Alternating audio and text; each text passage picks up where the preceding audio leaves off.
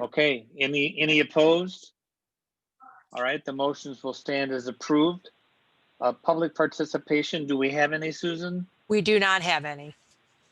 All right. Discussion items, disposal, treasury report, all those things. Is there anything on there that needs to be discussed? Other than the depositories and that type of thing? So nothing unusual about the disposal items. Those are straightforward and typical for what we normally have, and it's a pretty short list. Treasurer's report is just the conversation that, everything is trending under budget for expenses due to COVID, and it's in alignment with what we discussed when we did the financial review and tentative and projected financial budget for next year. So nothing new, it just reinforces what you saw previously. Okay. Any off-cycle bills payable? So that one, this time, what we're asking is, just obviously if there's a concern that we go back to virtual meetings or where we have meetings where we only have one meeting per month, we would like to, for the year, have your authorization to follow our normal process of releasing bills for that time frame. So what our process is we share the bills payable prior to the release. We follow the cycle of when we would normally have the second meeting of the month that we're not having. And pending your approval, if there's any bills that you would prefer that we don't release and you want more discussion on, we're happy to respond to that. But this just allows us to take advantage of discounts and making sure we pay for things on time when we're in a situation where we're not having 2 board meetings per month. This is the same process that you use with the board now. Yep, exactly. So this is just each time we ask for it. So what I'm asking for is for the whole year. For a year, yes. Yep. Okay. I have no objection. Does anyone else? No. Bill, I have no objections. Go ahead. Excellent. Whoever was trying to speak. Okay, we'll consider that approved. Excellent. Depositories. Yeah, that's just every year we just, as part of our board policy, acknowledge who we're using to invest our money, who we're using for our banking purposes, and we ask that you accept that resolution. They are the same banks and investment people that we've used in the past. There are no changes, but this is just a formality of having the board formally approve who we're working with, but there are no changes from the previous year. Okay. Any objection to that move? No. Consider it approved. Treasurer's bond. Treasurer's bond, same thing. This is just, we're at the June 30th where we're starting the next school year. Per school code, we are to have our treasurer, who I am your treasurer, bonded per the state guidelines in accordance with 25% of the amount of money that we have on hand at our largest time. We have submitted that to our insurance company. We shopped it a couple years ago. The pricing on it's the same price as the previous years. So we are asking for you to approve a 1-year renewal of the treasurer's bond for a $31.2 million in accordance with what the state statutes with Liberty Mutual, naming me to be your school treasurer. And it would be for a period of July 1st through June 30th, 21st at the same amount, and it's paid out of the Tort Immunity Fund. Sounds good. Anybody have a problem with that? No, I just wonder, Susan, I didn't see it anywhere. What does that cost? It's about, I think, $18,000, I believe, Gail. Does that seem about right? I know it's less than 20,000, and a couple years ago it started getting over 20, and we reshopped it. But I think it's about $18,000. I was just curious. Yep, no worries, and we can include and follow up with you and put that back up in the next, because we won't be approving any of this till the second board meeting in June, and I can certainly, again, that's the purpose of the committees. I can certainly add that as part of the into the next board package and make sure you have that, Leslie. Okay, sounds great. Thank you. Right. You're very welcome. Any other comments on the treasurer's bond? If not, we can move to the administrative handbook or administrator handbook. Yeah, so there's 2 portions. I believe this has already been discussed with you. The first part is, and Alberto, jump in if there's anything that you need to change or clarify. But the first is for the 2019-2020 Administrator Handbook. Due to COVID-19, we have been in a situation where we've needed all hands on deck. And so it has been difficult for our 12-month administrators to take vacation. So we're not, what we'd like to propose is that generally the Administrator Handbook allows us to roll 10 days to be used in the next school year. We'd like to up that to 20 days, and that by December 31st, anything above and beyond the normal 10 days rollover, so that if they have up to 10 more, needs to be used by December 31st, 2020. So there's no cost to the district. It just allows where probably we still need a lot of hands on deck with getting ready to reopen school, that we might have to try to use our vacation up in this month when we need people around. It just allows us to extend that time off to December 31st. So again, no cost, but just allowing us to make sure we're prepared for the start of the school year, but also not having our administrators lose their vacation time. Is there, I guess I have a question. I don't remember hearing that, but I did not attend the last meeting, so it's certainly possible. This covers principals and administrative staff? That is correct. And so we don't need to get subs for these people? No, we do not. Wonderful. Okay, any questions about that? I have no problem with that.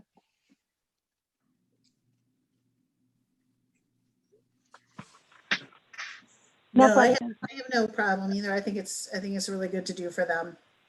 Are you offering the option to be paid instead of taking the time? We are not. Should we? I think in this current financial climate that, you know, we're fortunate to have jobs. We did have that discussion, and certainly our administrators would appreciate that. But I think our preference at this point in time is just to allow them. And I think the other piece is the social emotional piece. I think it's important for our administrators to take a break and get some time off, and when they finally can do that. And I think vacation is important for our administrators to be ready. We are going to look at, you know, like the week of Thanksgiving or the winter break, to that should be a good time for them to take time off. So we believe that they still should be able to do that.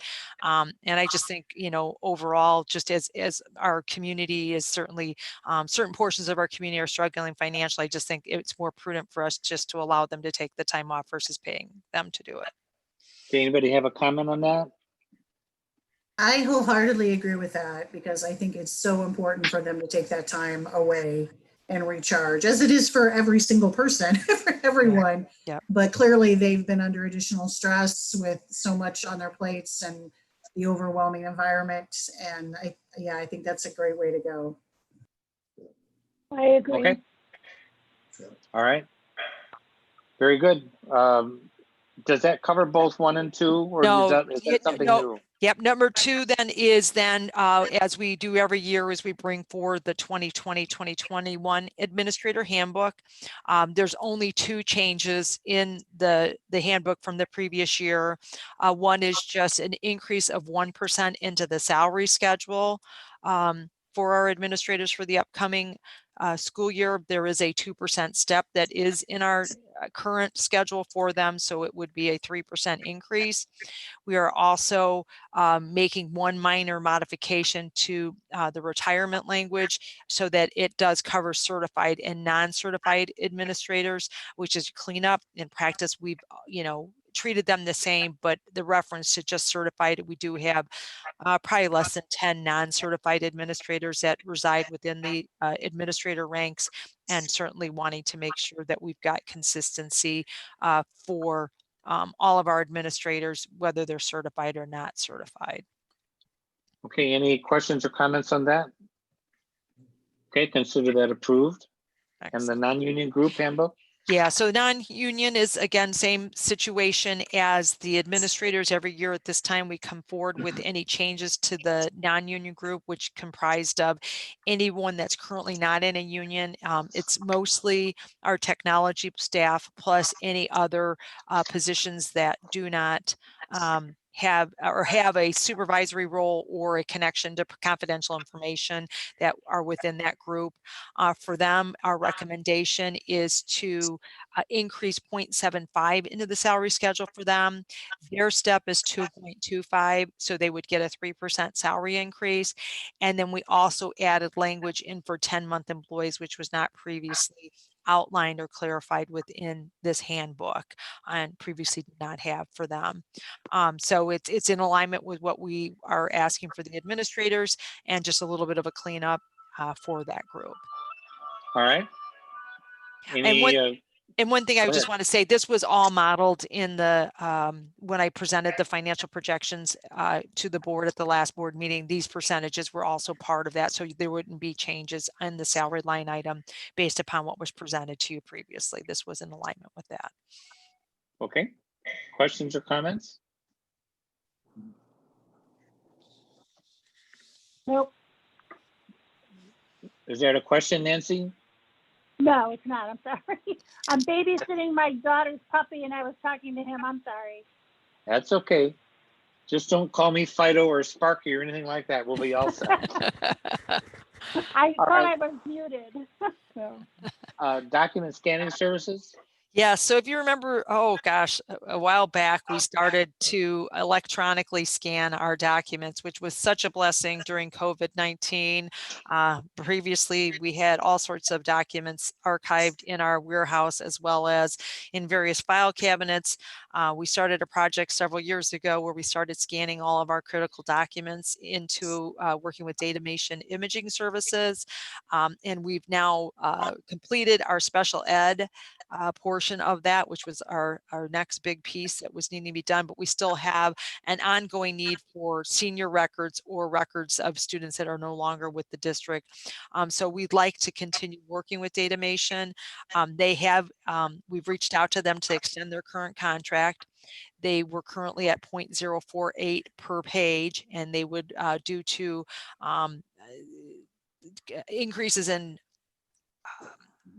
wages and other pieces of what they're doing with these services and minimum wage, they're asking to increase from 0.048 so to 0.58, which is 1 penny. If we were to have a larger project, we could renegotiate that price, but at the smaller volumes, they feel that that is the price in order to continue providing the services. Again, they've been a great partner, and we really believe that having our images scanned and indexed and an easy way for us to retrieve in a remote and an electronic manner has been very beneficial for us as a district. So we recommend continuing that at the prices that are outlined in the board packet. Just curious, do they index them for you too? They sure do. They do all of it. So they've That's got, great. they learned our That process. was a great improvement. I remember doing that years ago. Okay, any questions or comments on that? If not, we'll No, move but right that's a into good sports price. equipment. What? That's a good price. Yeah. It is a good price. Sports equipment? So Jason, jump in for me if you need to. We did look at one of our programs for the upcoming school year is esports, which is defined as a competitive, organized video gaming and brings many aspects of traditional sports to the program for various students within the school system. Certainly was an interest that was brought to us by our high school students. So in order to launch this program, we needed to purchase and receive equipment that would be capable of supporting esports. So the technology department released an RFP for esports equipment to allow for single gaming, computer, monitor, keyboards, mouse, headset, controller, chair. All of the things, excluding the chair, were requested and provided to you. We did have multiple vendors bid on this, and we have landed on a purchase of 30 sets of the components through the various companies that are listed there. It looks like Trinity for the computer chassis, keyboard, mouse, and monitor. Dell Razor Wolverine Ultimate Gaming for the game controller, CDW for the headset and the chair, and the total cost of the equipment is $106,808.70. And this would be paid for out of the technology budget. Susan, it's Questions? Don. Yeah, go ahead. 30 sets, 10 for each school, correct? Yes, I believe so. And if not, Jason, if you'll jump on and confirm that for me. Actually, I just want to introduce, I have Gary Kraus and Paul Weldon here as in attendance. Actually, they worked with the Tommy Parisi and the team to really vet these and ensure that we're getting everything that's required for that. Gary or Paul, how is that broken out as far as the sets go? Good afternoon. I'm not sure I understand how do you mean how is it broken out in terms How of many are going how to many each school? schools? I don't know that we ever received that information, or if I know there was going to be teams and sets at each school. I don't know the number of that at each school though. The reason I ask is 30 sets. I'm just thinking 10 for each school, 3 high schools. That is correct, Dr. Scarpino. This is Mr. High. Thank you, Mr. We are assuming that each school will have a team. Students have been very excited about this. And then each school will have actually multiple teams. They'll have essentially what would be considered a varsity team and then multiple JV freshman teams. And then students would work their way through the ranks. The district team may be decided slightly differently. We're going to maintain a running scoreboard. And so students we would put together a district team for some of the competitive events in the future. Thank you. All right, any questions or comments regarding that? If not, we'll consider that approved. Lunch fees and food service contract extension. Yes, so we're at the year where we would look at next year's food service management company as well as set our lunch fees. I believe, Mr. Stevens, you recall that I reached out to you. Yep. We would have needed to go out for bid for our food service management company, but due to COVID, we had the opportunity to extend our contract if we use the CPI for the food services component of what we're allowed to underneath the National School Lunch Program. Because of everything going on with COVID and certainly the great partnership that we have with Aramark and the level of services that they continue to provide to us, we had asked to extend the contract with them. And so therefore we are requesting as our food service management contract to extend it based upon the CPI factor that is allowed and would be as part of the contract. We also have to go through an exercise every year that we look at our lunch prices in order to participate with the National School Lunch Program. And we have to make sure that our lunch prices are in alignment with the Healthy Hunger Act, which makes us calculate and review and ensure that we are at the pricing level in order to continue participating. No, I fully support that. Yep. So the portion for this is we would have to increase student lunches by 10 cents from $3 to $3.10, adult lunches from $3.50 to $3.60 by 10 cents, and lunches $1.60 from $1.50, and adult breakfast from $2. Now, the piece though that we're doing with this is we have worked with Earmark and will be, once we're back to a normal lunch delivery, enhancing our food service based upon some of the things that we looked at last year, which is better quality meat products and also various upgrades to our fruit and vegetable selections that we would offer.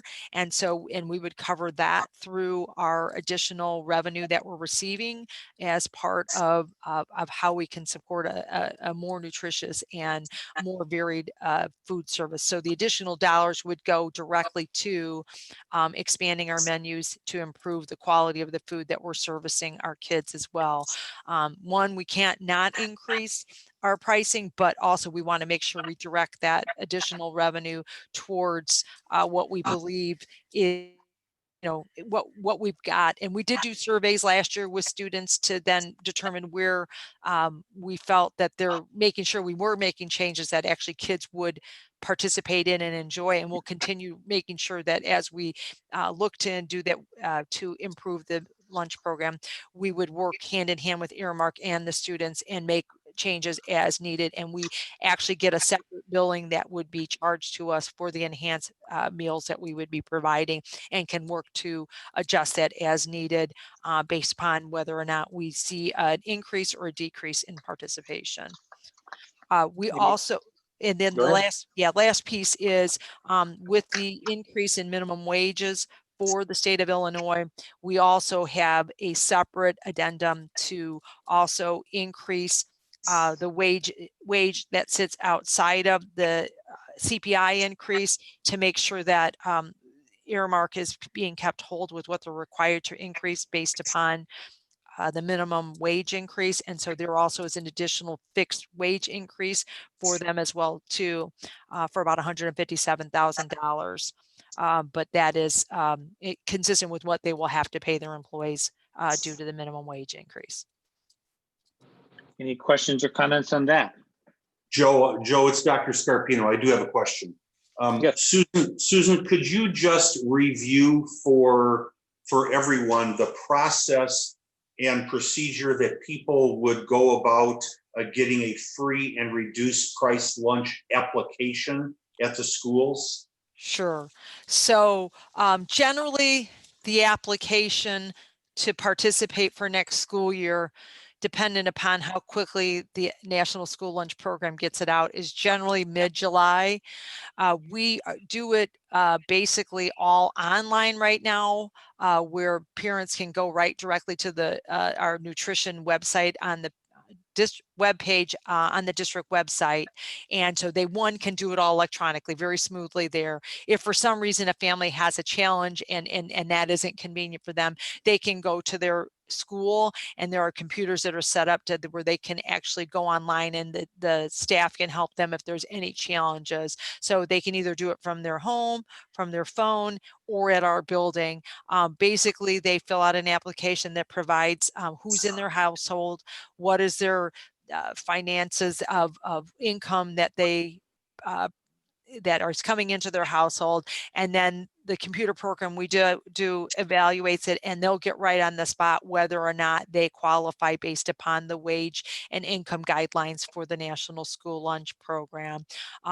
We did at the end of the school year, as we knew where things were happening with COVID, we did message out to our buildings to certainly take advantage of that if their family was in a circumstance that they were being were in financial hardship.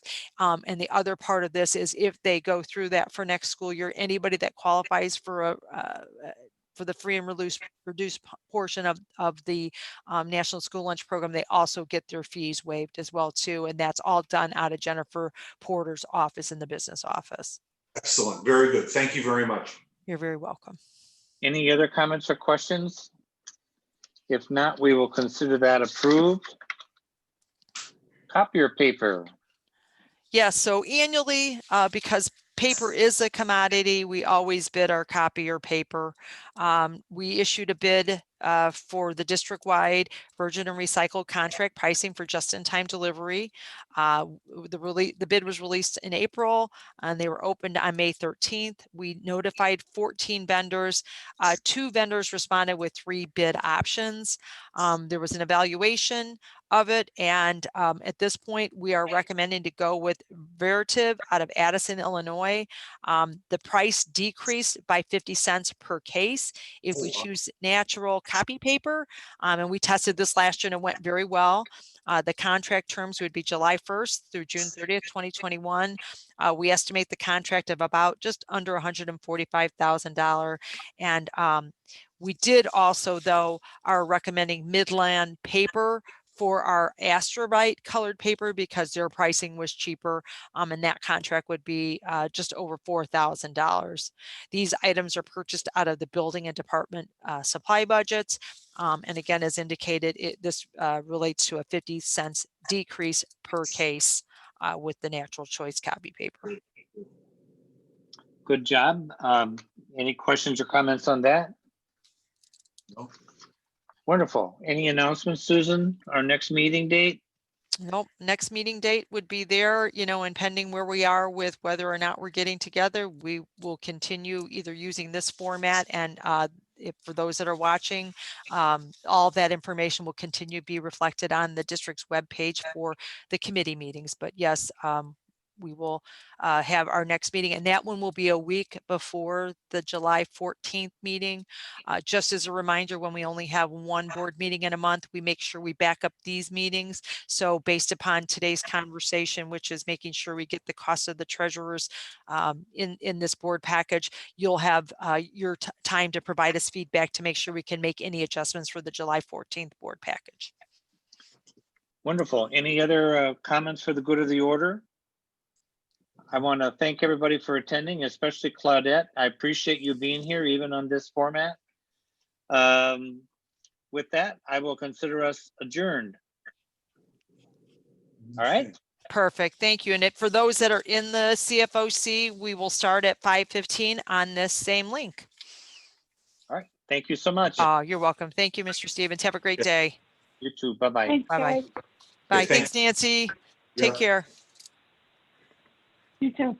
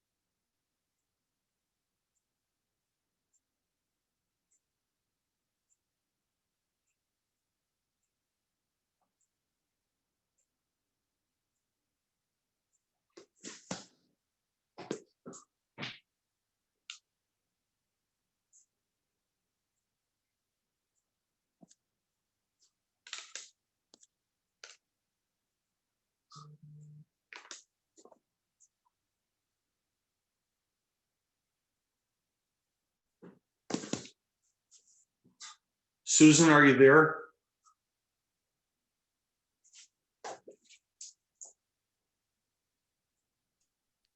Yes, sir. Can you make sure that Nancy is an attendee? She just texted me, or to make sure she's a participant. I apologize. Perfect. Do we know what her phone number is? Let me text her. Oh, it's a 927. So, Dan, if you could move over 927-7993. And then I see Claudette there, and I believe then that other one's Dan, right? For that 760-2696. Yeah, I'm here now, Susan. I'm unmuted. Can you hear me? I sure can. And I'm good to go. Awesome. Fantastic. Thank you, sir. So Perfect. yeah, I think it's if you can, yeah, that 927-7993.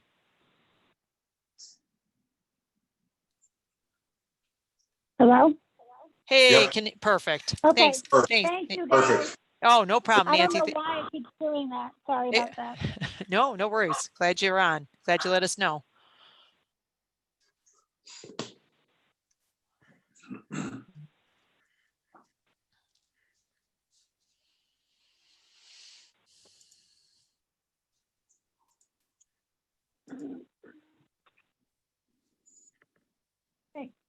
Get over here. Go lay down. Go play.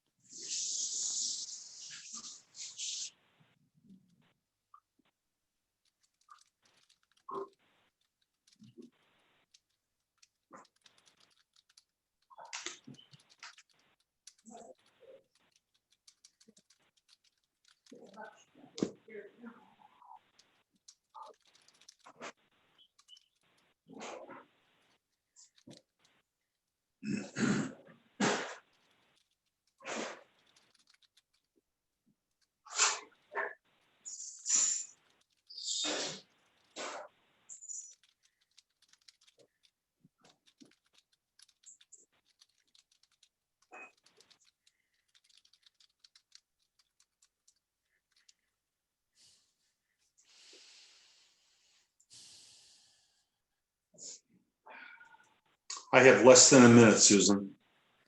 Very good. Me too. Yep.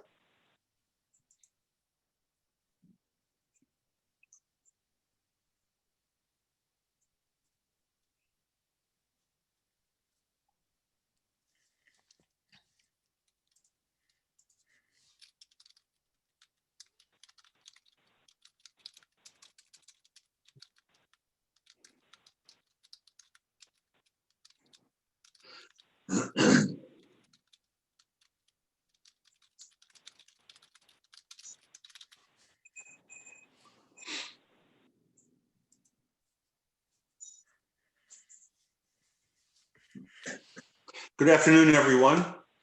I would like to call to order the Board Construction and Facilities Oversight Committee meeting to order, please. If you would all please rise for a pledge to the flag.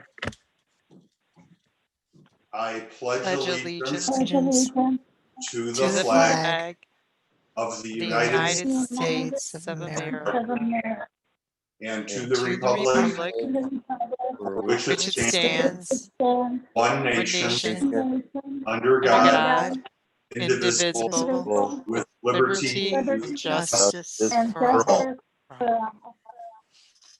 Thank you, everyone. Are there any questions about our previous meeting minutes? Leslie or Nancy, any questions?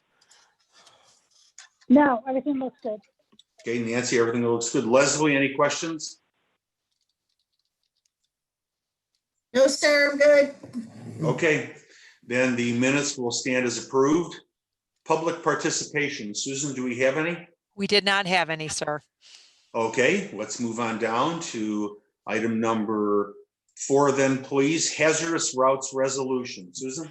So we're at that time of year where there's a lot of annual business that we need to take care of. We do this every year for purposes of our transportation, our reimbursement from the state. We are to transport any students and get reimbursed if they live 1.5 miles, but we get approval and funding for any bus routes that have significant safety concerns, and if we get board authorization to do it. So there is our typical resolution asking for your permission to do that with a listing of our hazardous findings that have been approved through the Illinois Department of Transportation. So this is just normal business to ensure that we get reimbursement and transport students that are in a zone that would be considered hazardous. Okay, Leslie, any questions? No, sir. Nancy, any questions? Nope. Okay, that will stand as approved then. Perfect. Next, Susan. Yeah, so the next one is just one of the committee members asked to have us provide an update on our summer construction projects. And Dan put together a list of where we're at with items, and because we were able to get a jump on many of the projects and make sure we did it in a safe way for any of our outdoor construction projects, there's a lot of things that have already been completed. So Dan, if you want to just kind of walk through, I do have the document that you put together being shown on the screen, but feel free to kind of walk us through it. Yeah, sounds good. I have the document in front of me. So if you just keep up with me, which isn't going to be hard, and just scroll through, I'll just assume you're doing that, okay? Perfect. Okay, so we'll start with the Lacey. The 4 classroom edition is about a month away. I'm sorry, let me pause. All of this is as of when I wrote this on 6/3 and submitted it. So I'll have a couple other updates here. But DeLacy, we're about a month away from completion. Contractors at the time were taping and painting the drywall surfaces. The roof's done, the brick is done, the siding is done. Lighting was stalled a little bit on the production end due to factory shutdowns because of COVID-19.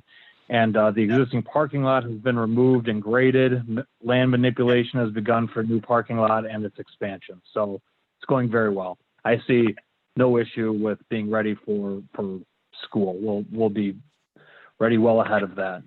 If there's no questions on the DeLacy project, I'll move forward.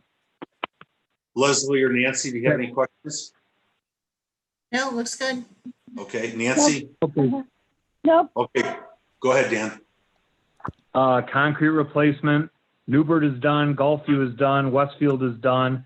Dundee Highlands is done. The only thing we're waiting on is the handrails to come in. They're in production. They'll be installed within the next couple weeks. As soon as they come in, they're coming and do that. So all that is done, which is great.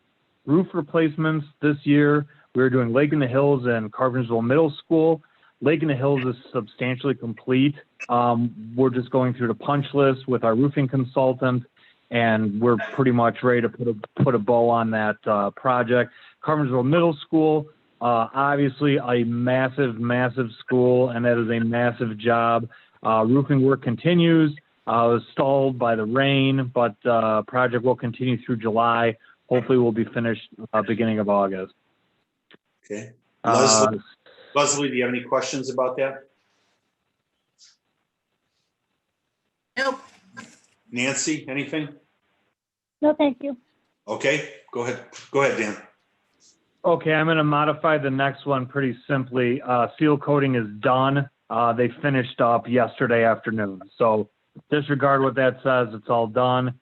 And tuck pointing is all done as well. Good, good. Gym floor refinishing. Jacobs, the main gym is complete. They just have the comp gym to do. That's scheduled for June 15th. And then we can put a bow on that project, as well as Algonquin Middle School is done, Dundee Crown is done, Hampshire High School is done, Hampshire Middle School is done, and Lakewood is done. Perfect, perfect. Over at, yeah. Go back before we go too far to seal coating. I just have a quick question. The seal coating. We do not use coal tar. Okay, thank you. I knew it was coming. You knew it was coming from me, right? Probably. No, I am always prepared to answer that question. We do not, nor will we ever use a coal tar product. Awesome. So let me tell you quickly why I asked that. My daughter is an intern for the McHenry County Environmental Defenders, and one of her projects is to find out what the various school districts use. And I said, I doubt we use coal tar, but I will ask Dan the next time I see him. So. Perfect. Yeah, no way. And if you want, you can just tell her that we do everything by the book, and she doesn't need to bother us at all. Okay. She's not as obnoxious as me, you guys. She's actually a nice kid. So. Hey. Oh, good. Thank you. Okay. Yeah, not a problem at all. Moving on to Perry Elementary School, all of the classroom materials have been moved into the multi-purpose room. We did that internally. Abatement is complete and air samples have cleared. We moved the front office staff back into the building, as well as the principal and assistant principal, and Boys and Girls Club began their operation in their wing of the building on Monday.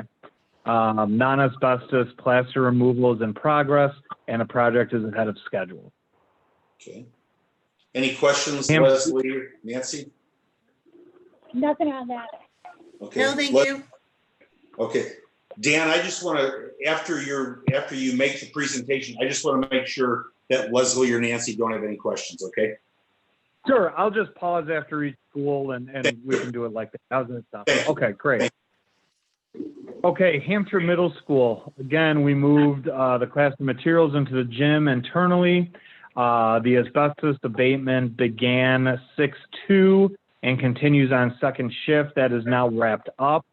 Bathroom demolition, our internal maintenance staff did all of that. We demoed all that out as we've been doing every year, so that's good. Plumbing walls have been opened up, water supply piping, as well as DWV is underway. And then actually, as of today, this afternoon, as an update, they were far enough along where we got the in-wall plumbing and underground inspection complete. That passed, so we're moving right along, and it's ahead of schedule. Wonderful. Leslie, Nancy, anything? Nope. No. Okay, Dundee Highlands.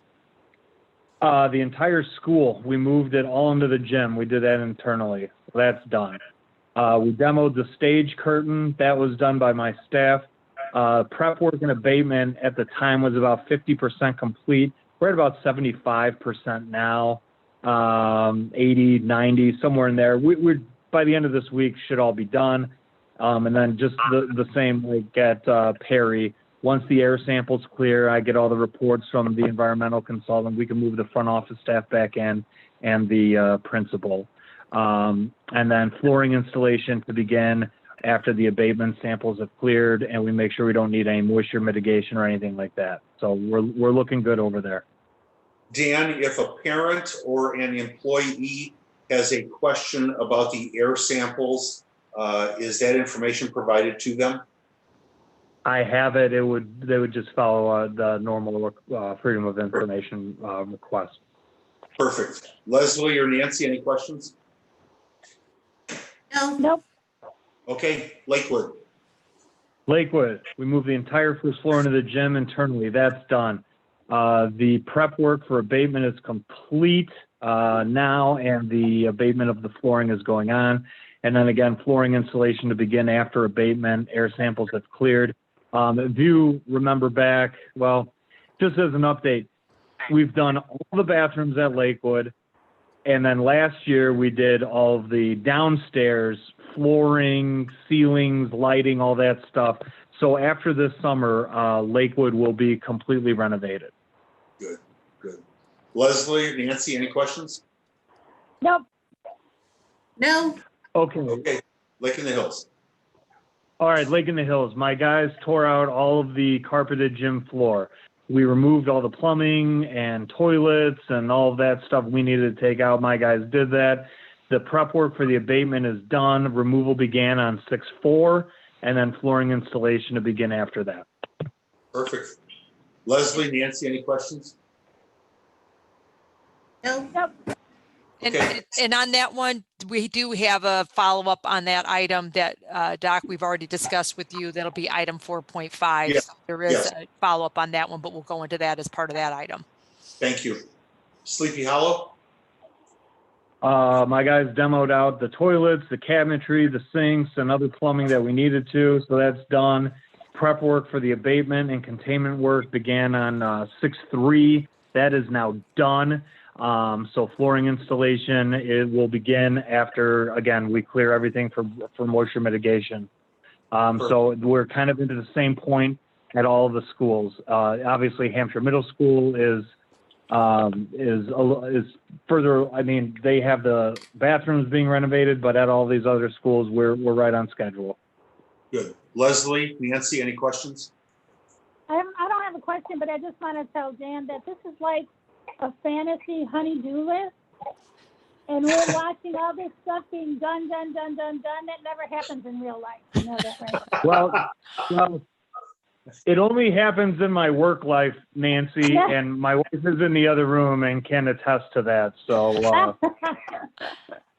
Just, well, you're making me very happy right now, Dan. But we know it's a fantasy. But also, honestly, to be all kidding aside, you guys are doing a bang up job again, like you always do, and it's just awesome. It's awesome. We appreciate it. Good. thanks very much. We have a couple more schools to go here, and then we'll move right through. But thank you very much for those sentiments. Everyone's working really hard. We Excellent. can tell. Okay, Leslie, anything? Well, do I have to stroke Dan's eagle too? Dan, I think you're awesome. You're wonderful. You guys, you people are just doing amazing work. Amazing work. Thank you. But I do Thank want you. to know. I do want to know if you actually really put bows on things, because I'm getting visuals. I'm going to like- start that now. Okay. Careful what you ask for. You see, well, I like the verbiage they use. Let's put a bow on it. I really want to see a project with a bow on it. No, really, just in all seriousness, good job as always. Good. Thank you very much. Just want to remind all of you, my contract is up for renewal every year. So anytime anyone wants to talk about that, we can do that too. Okay. Moving along. Yeah, right. Okay, Newburgh. We demoed out all the cabinetry, the sinks, the toilets, all the plumbing stuff we needed to do. That's done. My guys did that. Prep work is complete for abatement. Removal began on 6/3, second shift. That is almost done. And then flooring to begin after that. Pretty linear to the other schools. Okay. Any questions, Leslie or Nancy? No, sir. Thank you. Okay, Hampshire Elementary. Hampshire Elementary, we demoed out, my guys demoed out the carpeted gym floor, so that's done. The floor should be arriving this week, so hopefully we'll be able to wrap that one up or put a bow on it pretty quickly and move on from the gym floor at Hampshire Elementary. The hallway floor tile demo is complete. Flooring installation began on 6/3, and as we sit right now, that is complete. So we just got to get the gym floor in over at Hampshire Elementary, and we're out of there. Okay. Leslie, Nancy, any questions? No, sounds No, good. thank you. Okay, moving on. Okay. The last part is just some district-wide stuff. I do a much larger presentation for the board at the completion of the summer, but just a couple things we've been scheduling and doing that are annual. Fire inspection and recertification, fire extinguisher inspection and recertification is scheduled. Backflow preventer certification is scheduled. Fire alarm inspection and recertification is scheduled. Boiler cleaning and recertification is scheduled, so we'll be ready to go for the winter. Can't wait for that. And we upgraded our Johnson control system that was approved by this group and the board in previous meetings. We've moved through that.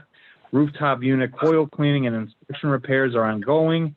Again, so we are ready for heating season as well as AC when people come back, and fire door inspections are scheduled and begun. Beyond that, my team, Susan and I go meet with every building every year.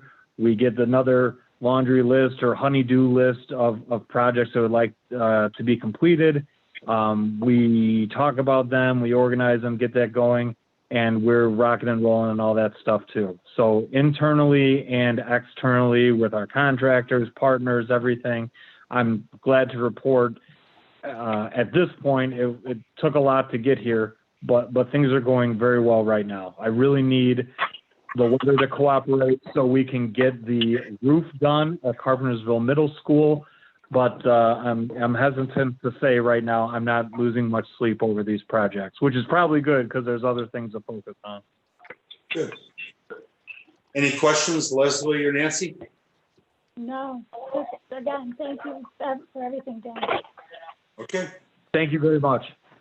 Thank you very much. 4.3 food pantry. Sure. Okay, so, I'm sorry, Susan, go ahead. No, go ahead. You're good. Oh, go ahead. Okay, this is pretty straightforward. So the District 300 food pantry, they want to put a storage container outside of the food pantry area at Carpentersville Middle School. For those of you that can picture it, right? So there's the entrance door to the food pantry. Next to that is an overhead door, right, for the dock at Carpentersville Middle School. And then after that, there's a large brick wall section before you get to the outside condensing units, those metal units mounted on the ground, and usually the fans are spinning and making noise. Food pantry wants to drop a storage container there. I believe about a year ago, we had kind of gone through this, and I'm sorry, I forget the director of the food pantry's name at that time, or whatever. Thank you very much. And they didn't have the funds at that time, so we were actually okay with everything then. I'm okay with it now. I'll just work out a good spot for them to drop it to make sure we can't have anybody horsing around, or make sure that nobody can get on it and then get onto our roof, things like that. It's fine. They need some extra storage. It's an easy way to do it. They're going to maintain everything and handle it. We'll just find out the best placement for it to make sure that there's not going to be any issues. Okay. Leslie, any questions or comments about that? No, No? I'm pretty familiar with the project, so. Yes. Okay, I just want to make sure. Nancy, any questions? No, I'm glad it's happening though. That's great. Okay, let's proceed with that. 4.4 Village of Carpentersville drainage improvement. Yes. So I'll kick this one off, and we do have two representatives from the Village of Carpentersville, Eric Johnson and Ed Sizlowski. I'm hoping I got that pretty close. So they approached us, and Jason, jump in and correct me where I need to be corrected as well. They approached us a while back to try to address a drainage improvement concern in that area of town. It's in by Golfview School, and what they're looking to do is take the northern portion of the grassy area of Golfview School, 75 feet of it, in order to create a basin to assist with drainage for there. And so they're asking to purchase roughly about 0.43 acres on the northern portion of the property and would pay us $9,375. I will be upfront that, we want to make sure because of the depth of it that, it's in a way that it's secure and certainly would not be a hazard to our students. But we did meet with them last week, and we told them we would let them speak to this committee who approves any sorts of requests of this nature. So I don't know if it's Ed who's going to speak, but if you want to go through kind of where we're going, and then we will certainly provide feedback as well to between Dan, Jason, and myself. Sure, Eric, want me to address it or? Yeah, go ahead, Ed. Start with your information. If they have any follow-up questions, I can help. Very good. Thank you for taking the time to hear us out. I appreciate it. And appreciate your staff working with us on this. We've been looking at this for a while, and I expressed to Jason that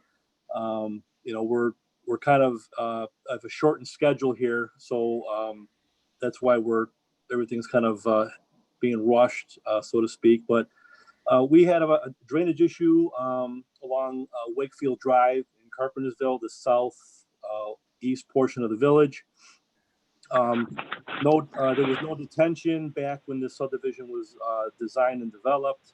All we have is what we have on the storm sewer and on the streets. And in heavier rainfalls and even mediocre rainfalls, that the streets don't even handle the storm adequately. We have so the streets hold water longer than we'd like, which poses an issue to get equipment for emergencies if something was to happen. Traffic can't get through. Sometimes school buses, I know, are dropping off. Parents are dropping off. That may or may not have caused an issue on Wakefield over the years. So in looking at all that, we had an engineer develop a phase 1 study. That phase 1 study determined different options. We opted for the one we're proposing here. It worked best for us, and it's more cost effective. When we met with staff about a year and a half ago, the basin was going to go into the school district property a little further, much further, but be shallower. During the design phase, different things were looked at, and it was determined that by utilizing the property to the south, we just purchased or are about to purchase from south of our Bristol right-of-way, and using the right-of-way, we can make the pond a little deeper and go into the south portion of the school's property, 70 or 75 feet, but the basin will be deeper. So that's a change from, like I said, 18 months ago, but it is less of the school district property, but kind of makes that 75 feet useless to the school district because, that's going to be, like I said, deeper basin. So we're prepared to, we're going to put the sidewalk around the basin and then provide the fencing and some plantings to kind of buffer that area from the school district property if we can work something out. And then the regional detention will then back up from our storm sewer system into this basin and then release back into our system at a slower rate, reducing the flooding in the neighborhood. So in a long nutshell, that's kind of what we're looking to do. The reason why the project is trying to be expedited quicker is we did submit for a grant recently and some of the grant criteria is that we be in a position to be ready to move on this if selected. We haven't heard anything yet, but it's possible we could hear something in the next 15 to 30 days. If we do hear something positive, then they want us to be able to break ground within 90 days of award of the grant. So it's very aggressive, which is why we're trying to secure stuff now, as opposed to getting it lined up for, end of summer, fall type of construction. So that's my my bullet points on that. I'd be more than happy to answer any questions if you have them. Ed, this is Dr. Scarpino. I noticed that you said this, it was a phase 1 study, and you selected the cost-efficient way. My question is, will this do for your purposes in the long run? Yes, we've actually done some maintenance work ahead of time, and we've seen improvements with the system just with some of the maintenance improvements that we've done. And all we have is the modeling that our engineers have shown us. So with the storm sewer system we're putting in and this basin, all the models indicate that this is what we want to achieve, and we're going to keep the flooding within the roadway, but it's going to be at a lot lesser time frame. No structures are going to be would be even close to being breached. The water again will be within the right of way, and the release rate's a lot quicker. Good. Okay. So we'll be able to achieve what we want with this plan. Yes. Good. Good. Leslie or Nancy, any questions? Nope. No. Okay. Ed, I have this is Pam Carlos, the principal, but I have a couple questions. Sure. You did say one of the questions I was going to ask was about a fence, and you did mention that. Is the fence going to be one-sided or go all around the basin? We hadn't thought about that. It'll definitely be on the school side, but that's something we can talk about. Absolutely. Okay. Because then I was thinking if it was enclosed, much like we have that basin on our north side, is there at least an entry gate for the custodian when the water is, low or down to get balls that are inevitably going to go in there? Because we do use that field, the kids are playing during recess, but, balls go all over the place, so. Sure. Anything that's put up will definitely have access for both the village and for the school district. That makes sense. Okay. And then the other question I had was, I have two more. As far as the fence, would it be aesthetically pleasing, I'm sure, but then probably of like a wrought iron or metal or chain link rather than something that could get possibly graffiti? Yeah, I don't think we're looking for chain link. I don't know that on our projects we have never proposed that. It will be something more decorative. We've had a couple projects. We've put like a black powder coat metal fence. So it'll definitely be something that's decorative. Yes. Okay, that's what I wanted, and not like a wood fence that they would spray paint. And then the last question was, you mentioned that this could start within 90 days, which would take us right into school. So how would the construction affect the other use of the field when the students are in class or in session? We would, if we start construction and we need to utilize that 70 feet, we would put up construction fencing and to keep the children away. So we wouldn't stage or get onto the remaining property of the school district. Everything would be kept on our right of way or the property that we purchased to the south. We wouldn't be mobilizing or accessing anything north of that line. Okay.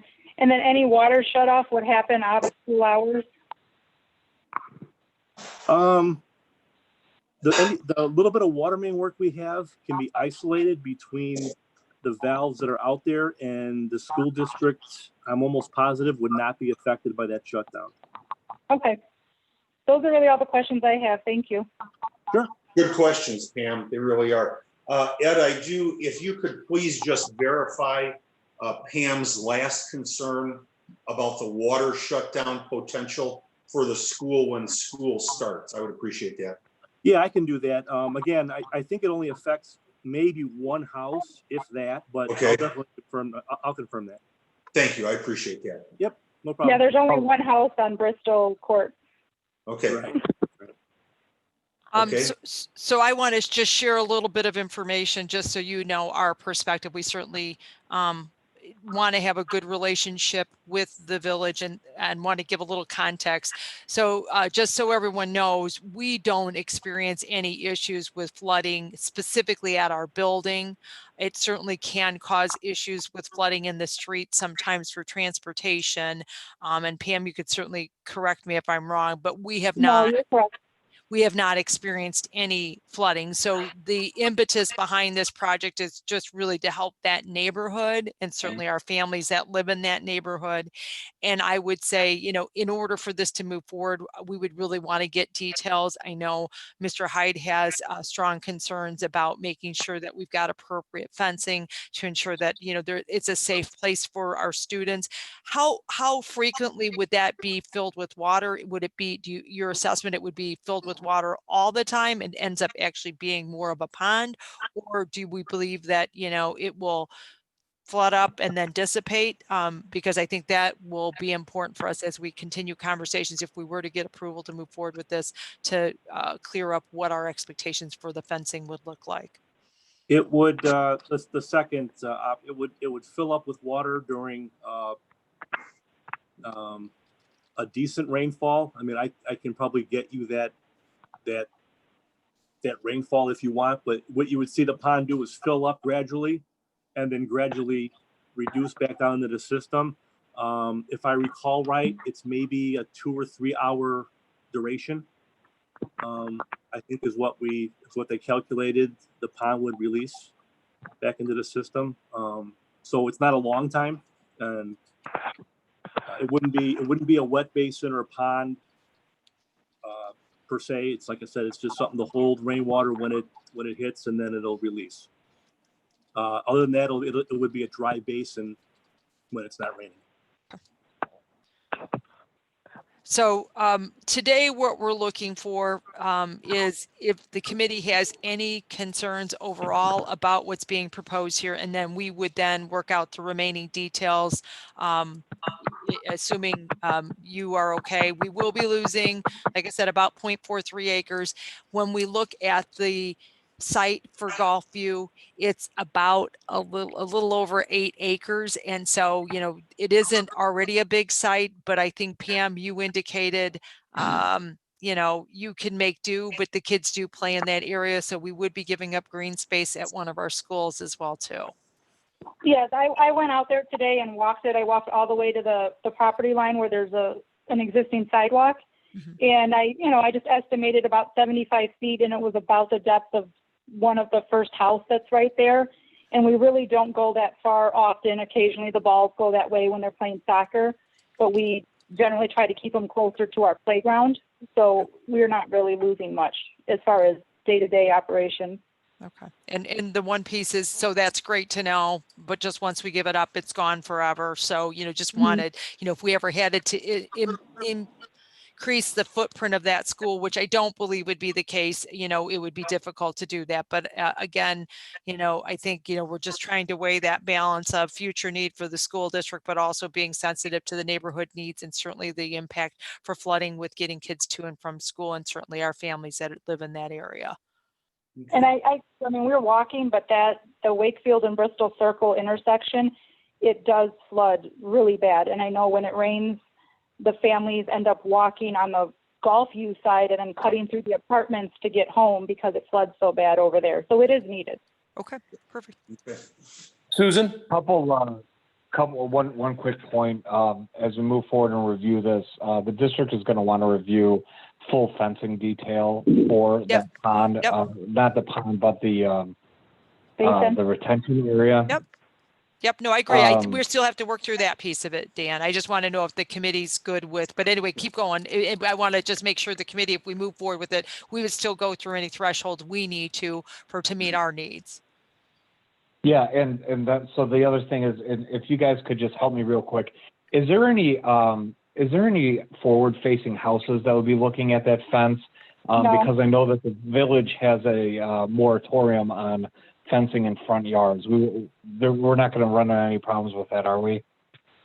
No, it's the back or the side of the one house.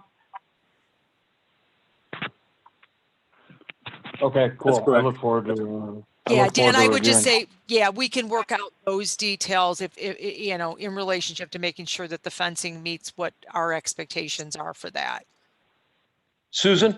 Yes, Chuck. This is Chuck. Hey, I had a question. I didn't hear this. Maybe I didn't hear it in the conversation. They said that they expanded the depth of the detention area. What was the original depth of the detention area, and what's the depth now? It varied. We were looking at a shallow basin, like maybe 3 to 4 feet deep, with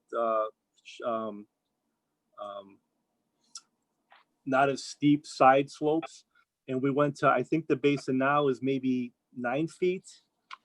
I think maybe it's not that much. It does, based upon what I've got up on the screen. It looks like it goes from 869, well, probably 10 down to 859. Okay.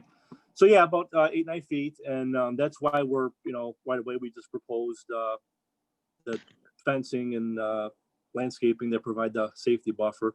But it's not going to be a sheer drop off. It's going to be a grassy slope. It's just going to be a little steeper than what you'd want to put like a soccer field or something in. Right. And then you're grassing the bottom of it, and then the village would have the responsibility of cutting it and maintaining it. Yeah, that would actually become that would be on our property and our maintenance responsibility. So that would be something that we would take care of. Yes. And it would be grass planted and then maintained as grass. Correct. Okay. Thank you. And Chuck, they would be purchasing the property for us and we would deed it over to them, would be the expectation. So we'd have to do any intergovernmental agreements. Yeah, I thought I heard that. And I just wanted to make sure. Yep. And right now it's pretty well maintained based upon what we've seen already. It's already pretty well maintained by the village areas. Currently the property owners south of that property, they just have a maintenance contract with somebody who comes out and mows it every other week or so, but we would do the same thing. Sounds great. Thank you, Ed. Yep. Those are all good questions. I appreciate that. Leslie, do you have anything at all? Nope, I'm good. No? I don't either. Sorry, I couldn't find my move button. Oh, okay. Okay, Susan, it sounds like the committee is behind you, so you can proceed with that. Perfect. Great. Then Village of Carpentersville will come back to you and then finish up any details and making sure that what next steps we need to just make sure the project meets our specifications. Yes. We'll be back in contact. Wonderful. Thank you all very much. Appreciate Thank it. you. Yep, thank you. Next item is the acceptance of the Lake in the Hills demolition flooring bid alternate.